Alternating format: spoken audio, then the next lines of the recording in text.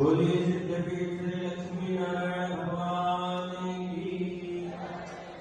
सभी भक्तगण खड़े हो जाएंगे। महाआरती प्रारंभ होने वाली है। जैसे कि हम लोगों को विदित हो, सभी देवताओं की प्राण प्रतिष्ठा हो चुकी है। 2 दिन का प्रेयर अभी बाकी है, पूर्णाहुति बाकी है। पुनर्कल प्रातः काल सभी पीठों की पूजा होगी। तत्पश्चात सायंकालीन आरती होगी। 28 तारीख को प्रातः काल 9 से 10 के मध्यस्थ पूर्णाहुति होगी। जो भी भक्त अर्चनों उनके